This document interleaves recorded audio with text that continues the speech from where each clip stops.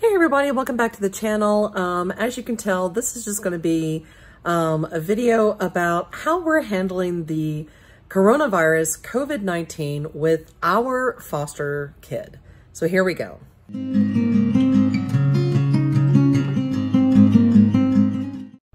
Okay, so like I said, and in the title of this video, how are we handling the coronavirus and COVID-19 with our foster kid? What are some recommendations that we would like to extend to you and more? So for all of you who are probably dealing with all of this, this is a crazy period of time. And by no means am I going to tell you how to avoid getting coronavirus, because I couldn't even begin to tell you that.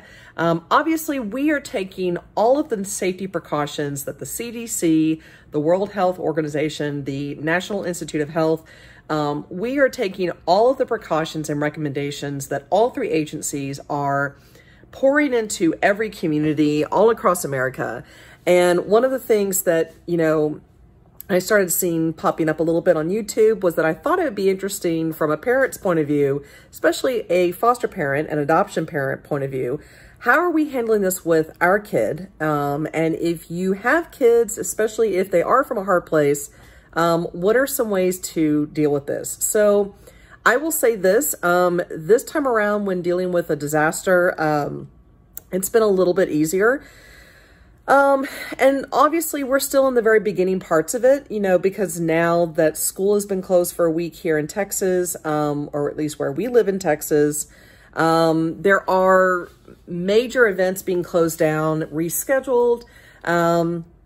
There's a lot of things that are basically just kind of shutting down for a little while, to really try to get a handle and a head, or as they say, flatten the curve of this coronavirus. So which we're all in support of, because obviously, we all want to resume normal life and enjoy normal life.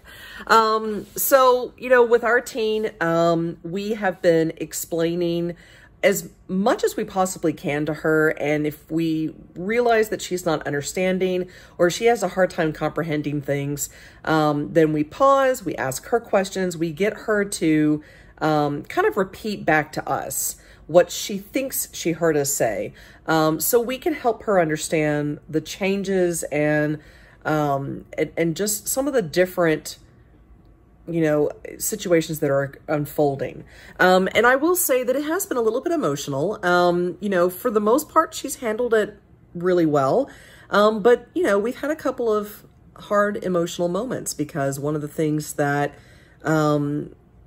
she didn't realize was that, an interruption in school means a lot of interruptions in our home, which means that, our routine doesn't really change per se, but we may not be able to go out and do as much. There aren't as many items available at the grocery store right now, because a lot of people have gone and overshopped, and really just taken a lot of unnecessary things that, in my personal opinion, I really don't feel like is going to help in the long run. By no means am I saying a person shouldn't prepare, but there are so many people in this community that do need toilet paper. And that is such a running meme right now all over Facebook. I've gotten to the point where I am just sharing funny pictures because I need a little bit of humor to deal with this.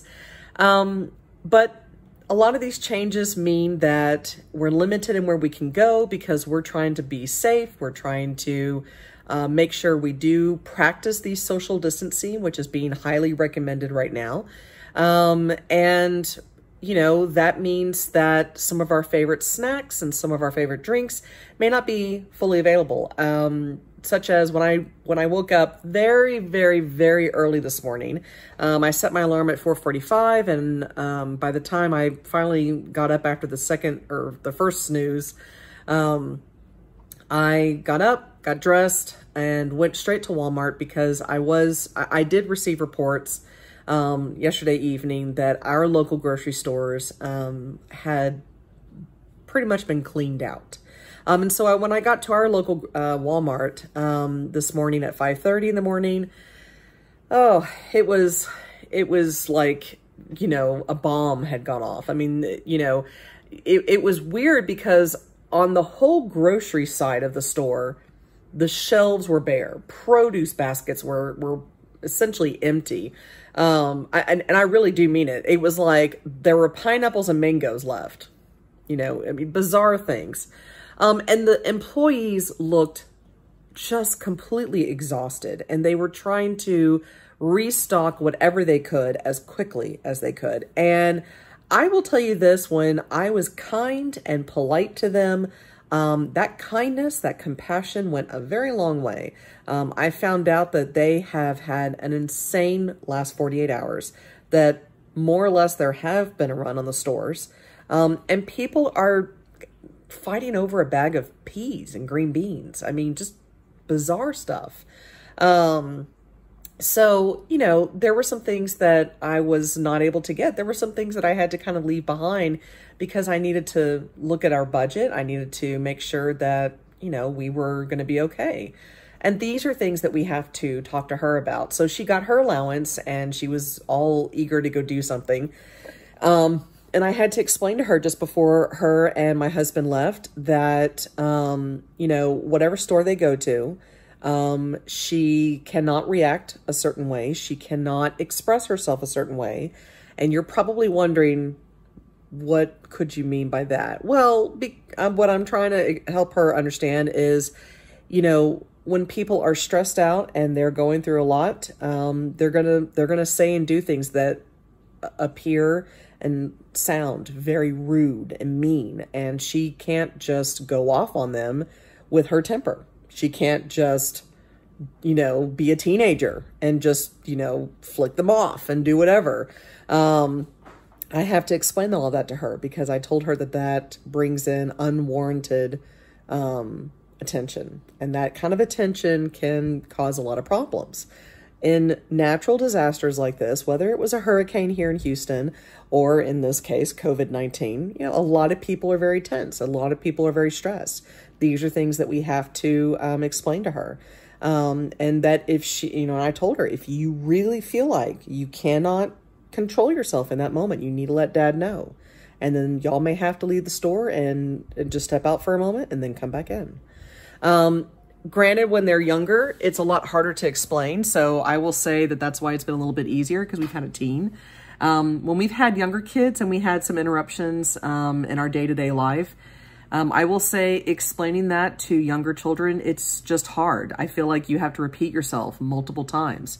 One of the things that I have found very helpful, which I know our teen would love it to be otherwise, but one of the things that Sean and I are very, very strict on is our routine.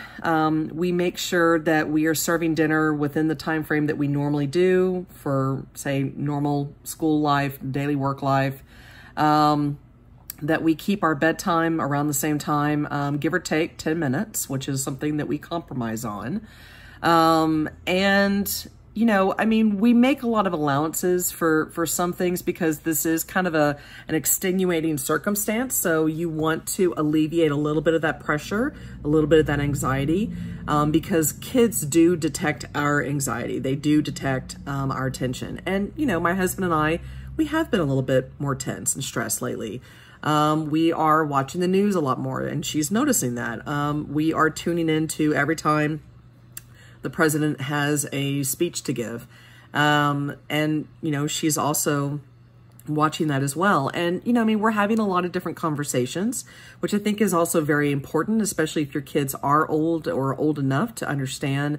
And I would encourage you to have them ask questions like, you know, have you been seeing anything that's been different? And if so, you know, what are your thoughts on that? What are your feelings on that? This just helps kind of open up a dialogue between you and your child, whether this is your biological child or a child from a hard place.